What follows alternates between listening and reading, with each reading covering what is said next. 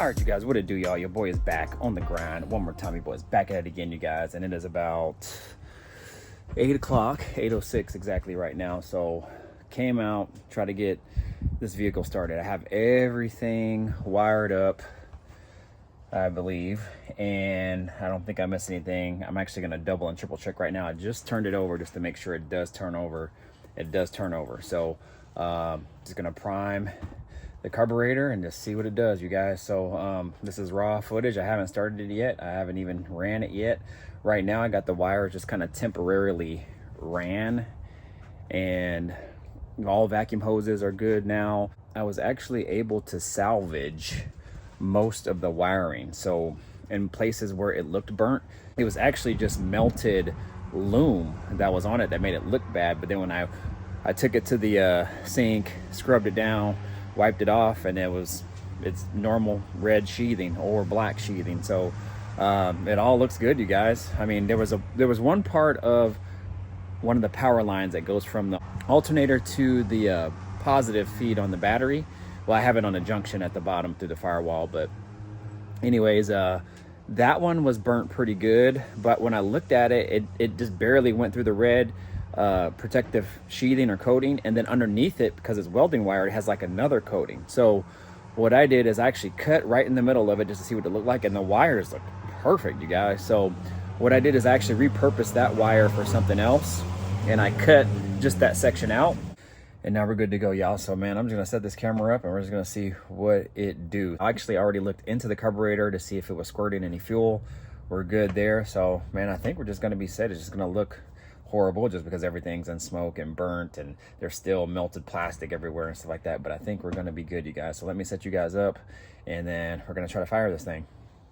But before I do any of that, you guys go ahead, hit that like button, hit that subscribe button, hit that notification bell, so when I drop these videos, you guys know. Definitely go ahead right now, like this video, you guys. I'm out here grinding at 8 p.m. for y'all and for me too, because I'm trying to get this thing on the road. It's supposed to be 80 degrees this weekend, and I'm trying to ride something this weekend, you guys. So anyways, let me flip this camera around, set you guys up, and then I'll show you everything I did under the engine after, hopefully, it starts. So let's go.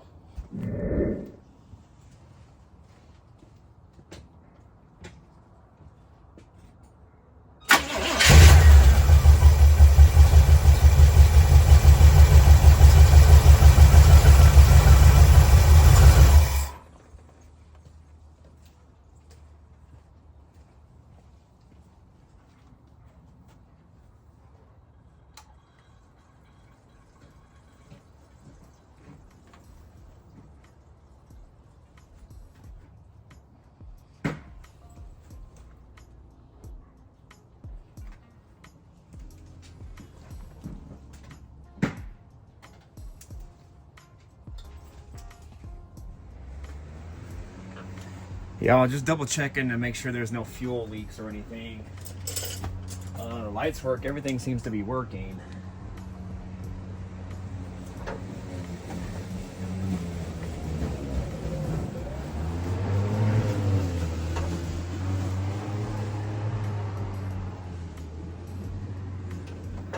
But actually it didn't, it normally kind of kicks up a little bit. You know, carburetors kind of kick up, then they idle down after a little while once they're warmed up, but it didn't do that one on this time. So I don't know if I have to retune it or what, but let's see.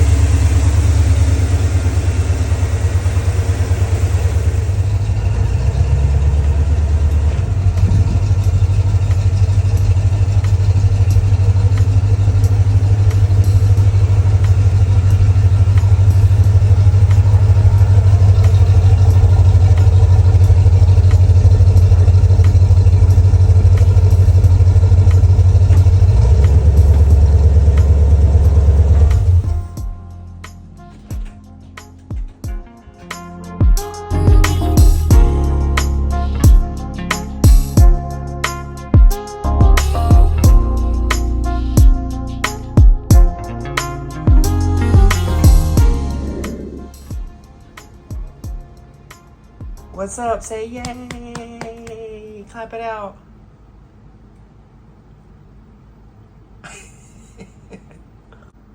Say what's up. Oh, you want to freeze now for the camera. You were just clapping a little bit ago. Now you want to freeze? All right, y'all. So last night, you guys saw the K5 run, man. I went to bed very happy. Man.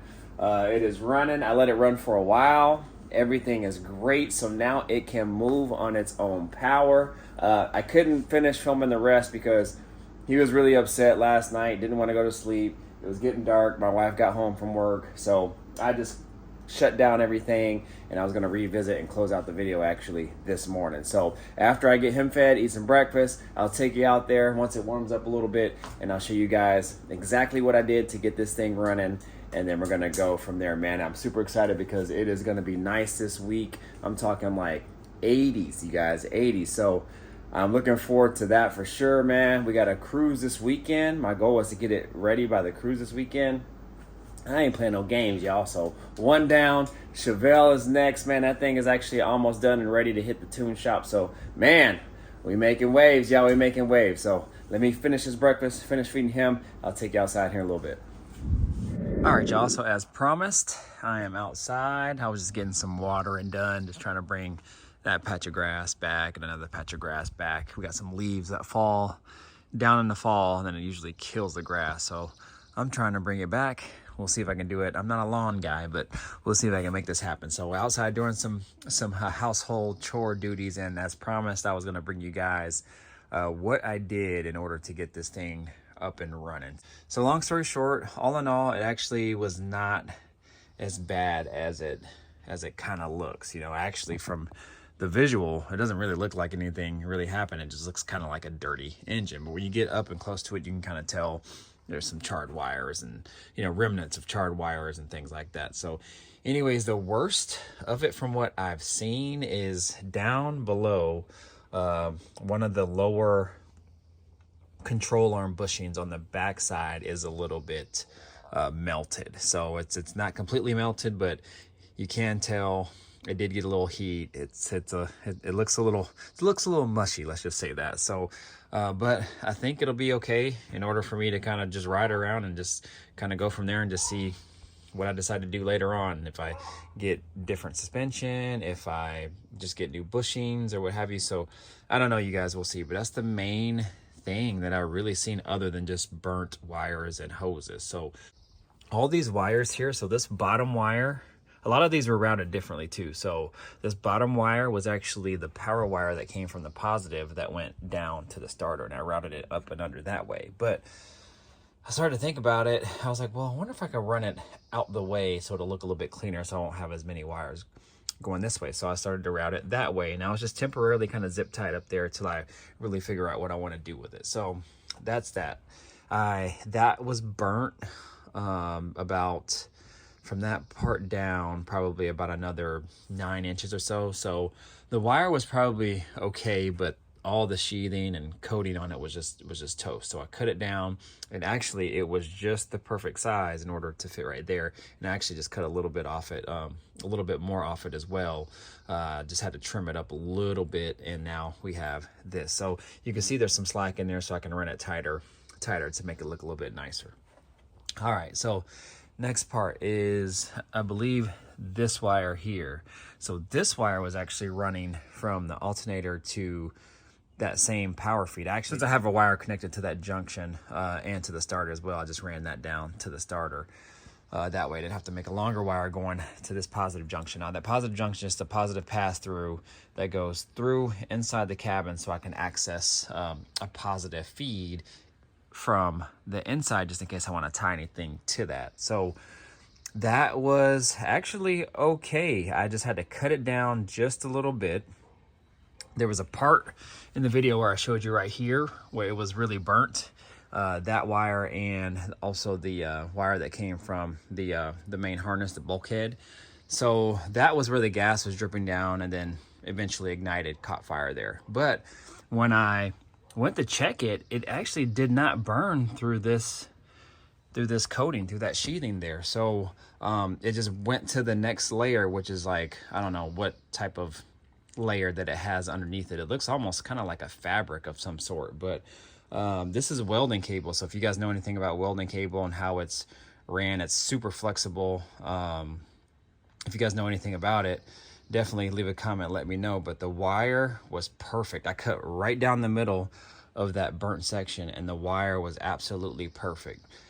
Didn't look charred, didn't look burnt, nothing. But I ended up cutting it out anyway, just for, you know, peace of mind, I guess. But everything else as far as that particular wire goes was great. So what I did is I just cut that down, added a new terminal on the end, put it on. Now we are good to go on that. Cut this wire down, remember as well, that was burnt in this section too. So I cut it down to where it wasn't bad anymore. Then I just soldered a new one in, same gauge. I think that wire calls for a 12 gauge from the factory.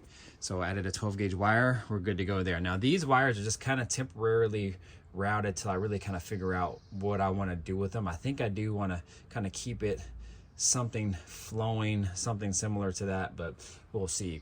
And then also the wire that connected to the starter from the positive feed, positive terminal, I just have it connected to that junction because I have this wire going again to that junction. So everything is basically ran through that junction, which comes from the battery, positive terminal on the battery. That wire down there, again, that goes to the starter, was actually in perfect shape. Nothing wrong with it, just had a little bit of smoke and soot on it and whatever, wiped it off, perfect. And this wire here, that was that coolant temp wire. Guys, remember that, how melted it was? I think it just got too hot somewhere along the line, because there was not a fire over here, so I don't know if it got too hot from the bottom and then it just kind of just fed up and it just kind of heated the wire inside and just messed it all up. So I just cut it down, resoldered in a new wire, good to go on that. These 4 spark plug wires, they don't look terrible, but some of them were getting cooked right inside of the fire, and I just really wasn't comfortable with just kind of continuing to run them. So I saved some wires from the previous setup that was on here that were in good condition, and I'm just using those on here now because they're in good shape, and they're pretty much the same wires. I think one's an 8mm wire, the other one's like an 8.5mm wire, so whatever. But it all works, it's all hooked up. So I got 4 different spark plug wires on this side, 4 on this side. And what I'm going to do is I'm going to add these little spark plug wire holders on this side as well, so I can run those all nice and everything. But carburetor was great. I talked to a buddy of mine who did a lot of racing kind of back in the day. Damn, focus, this thing will not focus. Who did a lot of racing back in the day. I asked him if the top of the carburetor is on fire, would that affect anything inside of the carburetor? He says the only thing it could really probably burn up would be like the accelerator plunger, since that's plastic under there. But other than that, he says everything else is pretty forgiving. There's not much in there that could really be technically kind of ruined per se. He says a lot of carburetors typically will catch on fire, then people will still run them. So anyways, it was only burning from up here, which kind of makes sense. So after I got that out, everything else was down here, and then I kind of just poured water on everything and we were good to go. But I did look down in it to make sure it was squirting. It was squirting on both sides. There was gas going in, so that was perfect. So I figured, hey, it probably worked fine. And obviously we started it up, worked great. The only other thing is these 2 vacuum lines, one that goes to the vacuum advance on the distributor, and then the other one that goes to that hard line right there that has that hook on there. I hooked that up back up because those hoses were done, and now we're all set. So that's all it took in order to make this thing run. Now, what I did do, as mentioned prior, is I did add these style clamps. Now, the better way to probably do this would be to add like AN lines, probably do it that way, but I'm not going to do that right now. These clamps are fuel injection clamps. They work pretty good. What they do is they distribute the force down evenly around the entire hose, and it does not leave like marring or anything like that. Like, for example, like this. So you see how these have those holes right there. Damn, my phone will not focus. How it has those holes there. So sometimes if you tighten them down tight enough, then they'll kind of eat into the hose. These are a little bit better. They're a little bit more sturdy, you could say, and they shouldn't back out as easy. So I have one down here, one down here. These other two that goes to the fuel pump are pretty tight. Everything else, you guys, looks perfect. No issues anywhere else. This thing started right up. Remember, we had the issue when I said when it started, it didn't do its like idle high deal and then kick down. It did it on the second startup. Started up, revved high for a little while, then I kicked it down, it kicked down, and it still kind of revved a little high, and then after about a few minutes or so, it settled in, and it idles right about 800-ish, 900 RPM. And it's all set, you guys, so it's actually working really nicely, you guys. I'm happy this thing is back on the road. I'm happy to get it going right in time for the sunny weather. Man, it's gonna be dope. Going to a cruise this weekend, gonna take it out. I don't care, burnt engine bay and all. We gonna make it happen, y'all. So anyways, y'all, that is pretty much it. I'm gonna go ahead and get inside. The little one's starting to wake up right now. Actually, he's already awake, so I'm gonna go grab him right now, spend the rest of the day with him, then get ready to go to work, come back home. I got an early day tomorrow. Should get off early, come back home, and then start attacking all this again. So start to clean up on this. I'm actually gonna spray probably some purple, not purple power, but super clean kind of everywhere around it. Just rinse it off, wipe the areas down that need to be wiped down, and kind of go from there. It is kind of a hassle to work around this with all that smoke and everything. It just gets everywhere. It doesn't really wash off your hands very easily. So I am gonna wipe kind of all that down just to make it easier, just to kind of work in the engine bay, get this thing cleaned up and ready for cruising time. Also, the Chevelle is almost done too, you guys. I just got to put some power steering fluid in it, some other odds and ends, and we'll have that thing back on the road ready to take it to the tune shop. So anyways, you guys know what to do. Like, comment, subscribe, share, do all the good stuff, y'all. Mr. Griffin 23 in the building. I'm getting out of here. Deuces. Peace out.